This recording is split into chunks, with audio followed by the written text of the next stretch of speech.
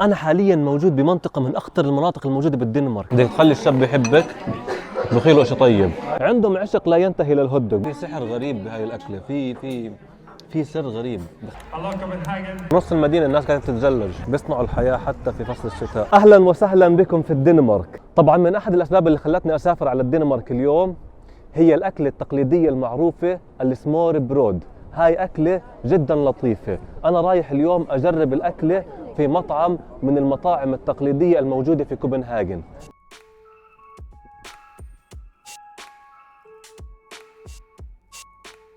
طبعا أنا حاليا موجود بشارع كتير مشهور بكوبنهاجن.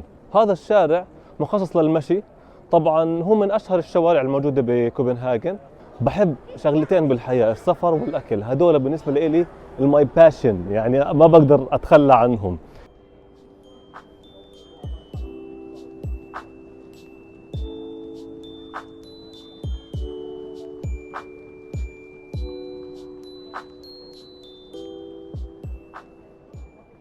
طبعا بس تيجوا على الدنمارك راح تستغربوا من كميه الفود تراكس اللي بتبيع هوت دوغ بكل مكان. زي ما انتم شايفين هذا الفود تراك ببيع بس هوت دوغ، ما ببيع شيء ثاني.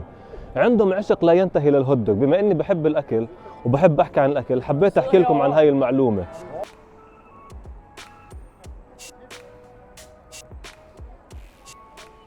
طبعا من احد المعالم المعروفه بالدنمارك هي تيفولي. تيفولي مدينه العاب مشهوره كثير بالدنمارك.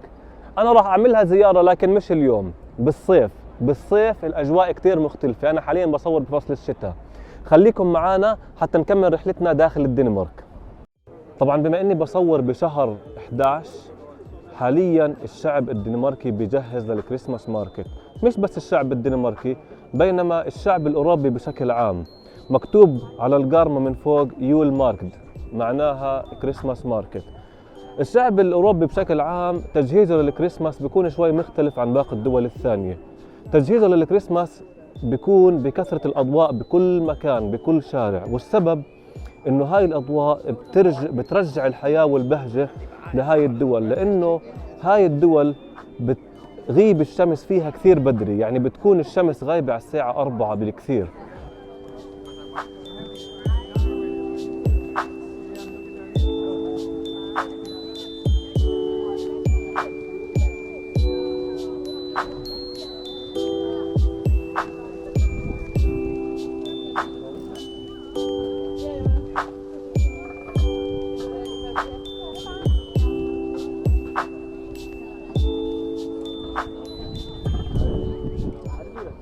طبعا من احد المشروبات المعروفه بالكريسماس هو الجلوغ او مثلا الجلو واين بيحكوا له. هو عباره عن نبيذ يتم تسخينه بدرجه حراره معتدله حتى لا يفقد كميه الكحول الموجوده بداخله، والشعوب الاوروبيه بتشرب بكثره حتى يعطيهم الدفء في هاي الاجواء البارده.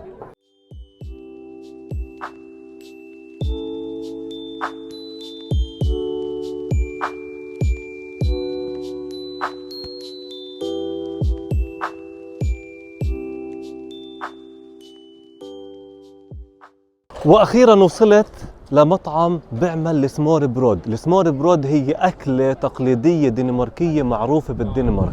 هذا المطعم مشهور جدا في الدنمارك، بنصحكم تجربوه.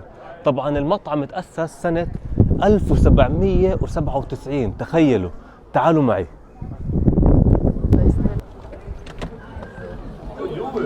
يا عيني على الديزاين.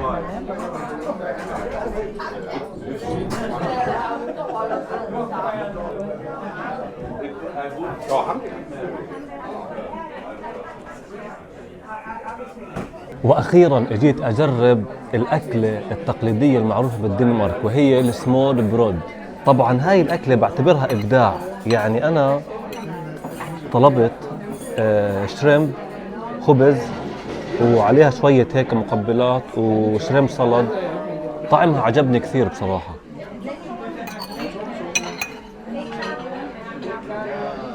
فعلا تحفه. انا جربتها باماكن مختلفه بس انا الطعم كثير مختلف، والسبب انه انا اجيت على مطعم تقليدي قديم تأسس عام 1797. تخيلوا الرقم. انا بتفق بمقولة انه نقطة ضعف الشاب بطنه. يعني هاي نصيحة لكل بنت بتشوفني، بدك تخلي الشاب يحبك بخيله اشي طيب وانسى الموضوع، خلص بتعلق فيكي. فعلا طيبة. انا نقطة ضعفي الاكل، شغلتين بحبهم بالحياة، السفر والاكل، غير هيك مش مهم. يا الهي. هاي الاكل ابداع، تحفة تحفة فنية. I need one more please. It's so good. Awesome. Thank you so much. ما قدرت، طلبت ساندويش تاني، خلينا نشوف الساندويش التاني شو راح يكون. يا اخوان ما قدرت اقاوم الاكله، طلبت ساندويش تاني بطعم مختلف. شوفوا يا اخي والله شكلها كثير حلو. الوجبه الثانيه اللي هي تشيكن سلاد وماشروم وشويه سلاد وصوص وتحت موجود الخبزه. خلينا نجربها مع بعض. اوي اوي اوي اوي اوي اوي اوي. واو واو واو. واو. نو واي. كنت ماسك السكينة بالعكس بقول ليش ما بتقطع. منيح ما في حدا معي.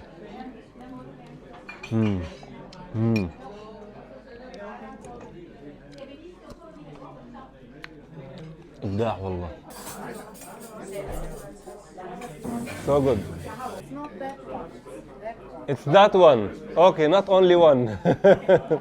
اوكي سمعتوا بتحكي لي مش بس واحد، لازم تعمل بالاثنين. فعلا فعلا بدها two like not only one. فعلا ابداع. في سحر غريب بهاي الاكله، في سر غريب بخليها تعطي طعم مميز ما قادر اوصفه بصراحه.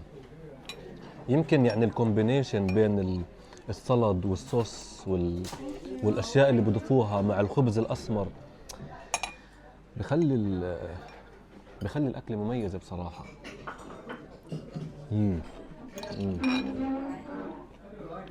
ابداع، مش قادر اوقف. طبعا لا تنسوا الاشتراك بالقناه وتفعلوا زر الجرس حتى نوصل لعدد كبير من المتابعين ونعمل شغلات مجنونه. هاي الاكل ابداع. Sir, thank you. This is like, I swear this is magic. Like this is amazing. I love it. I would eat 10, not only 2. If I could, to be honest. It's so good. 10 out of 10. طبعا خلال تواجدي في الدنمارك ذهبت للمشاركة في مسيرة تضامنية مع أهلنا في فلسطين، وبالمناسبة اليوم معتز العزايجي جاي يحكي كلمة ويشارك خبرته وتجربته اللي صارت معاه خلال الحرب. حاليا بحاول أوصل للمقدمة حتى أنشر لكم الصورة مباشر. خليكم معنا.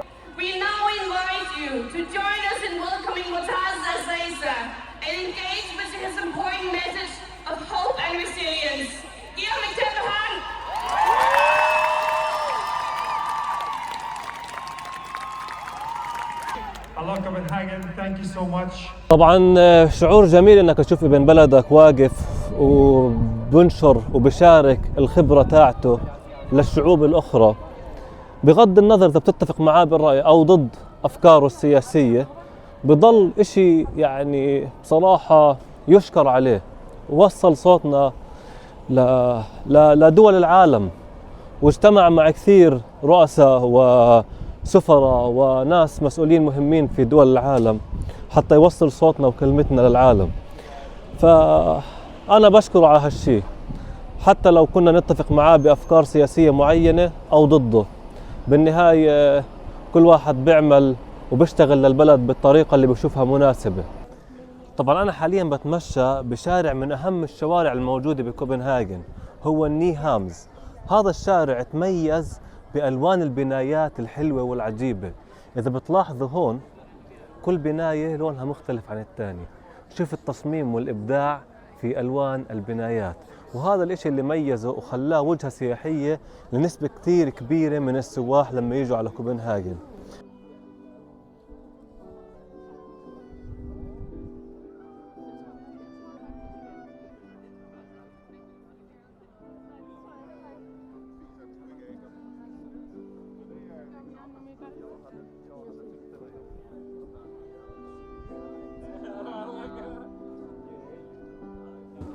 طبعا زي ما حكيت لكم انا قبل، بما انه احنا بنصور بشهر 11، الكريسماس ديكوريشن بكل مكان، حتى يعني بتلاقي الكريسماس ماركت بكل منطقة بتروح عليها. الشعب هون عنده الكريسماس من أهم الأعياد خلال السنة، وراس السنة طبعا، بس الكريسماس لسه أهم من راس السنة. فإشي جميل جدا، شارع لطيف، كثير ناس بتيجي عليه. خليني أفرجيكم شوي عن الشارع.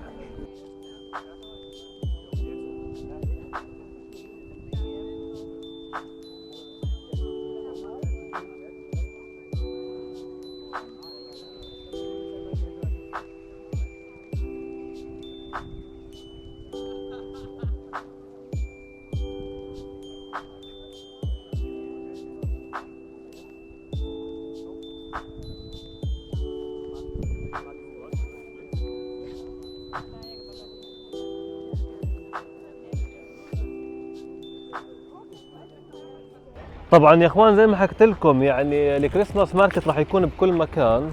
زي ما انتم شايفين في ماركت هون بهذا السكوير، ووراكم في ناس قاعده بتتزلج. انا طبعا اشتريت اللي هو شجر الموند، بيجي هيك زي هيك محطوط عليه سكر، سوري اسف.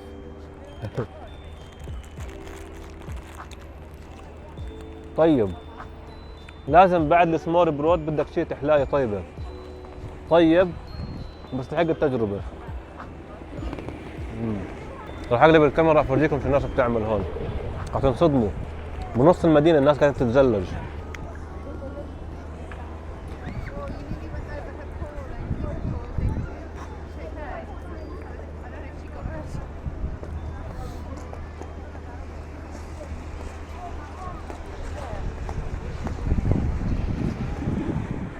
يا عيني على اجواء يا عيني على اجواء الشتاء ما احلاها، واجواء الكريسماس بالذات اجواءها رهيبه. الكريسماس ماركت هون والناس قاعده تتزلج هون. شوفوا الجمال، فعلا بيصنعوا الحياه حتى في فصل الشتاء. يا عيني. خلينا نكمل رحلتنا. طبعا يا اخوان انا حاليا امام كنيسه من اهم الكنائس الموجوده بالدنمارك، وهي The Church of Our Savior، يعني كنيسه المخلص. طبعا اذا بتلاحظوا تصميمها الحلزوني من الاعلى مميز، وهذا التصميم جاء بفكره رمزيه روحانيه للصعود الى السماء. طبعا هي كنيسه قديمه جدا، تم بنائها عام 1682. طبعا راح احاول اخذكم بلفه بداخل الكنيسه، يا رب تكون الكنيسه فاتحه. طبعا للاسف البرج مسكر زي ما انتم شايفين، مغلقينه مؤقتا، فبدي احاول ادخلكم على القليله على الكنيسه حتى نتفرج عليها. طبعا للاسف الكنيسه كانت مسكره، كنت حابب افرجيكم الكنيسه من جوا بس بتسكر على 3:30. بس انا رايح على مكان يعني كثير ناس راح يحبوه. هذا المكان يعني مش الكل راح يحبه، بس نسبة كبيرة راح تحبه. هذا المكان مختلف ومميز عن أي مكان موجود بالعالم. خلينا نكتشفه مع بعض. كريستانيا، المنطقة الأخطر والأكثر حرية في العالم بنفس الوقت. كريستانيا هاي المنطقة تميزت عن باقي المناطق إنها منطقة حرة. كيف حرة؟ عندهم قوانينهم الخاصة فيهم مختلفة تماما عن قوانين الدنمارك. سكانها الموجودين فيها هم الهبيين. الهبيين هم ناس يتميزون بشكلهم المختلف، ويتميزون بالأفكار الموجودة عندهم. هم ناس بيحبوا الطبيعة، هم ناس يساريين، هم ناس نباتيين فيك تقدر تحكي، مش الكل طبعا.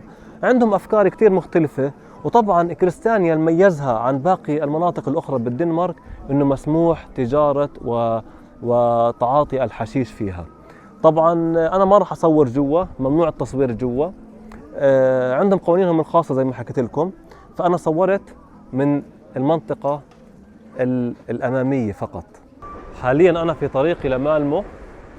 كانت رحلة مشوقة، يوم كامل في الدنمارك. تعبت اتحممت من كتر المطر. يوم مميز، انبسطت كثير فيه. لا تنسوا تشتركوا بالقناة وتفعلوا زر الجرس، واستنوني بمغامرة جديدة وفعاليات جديدة. وهسه اجا وقت اني ارتاح. سلام.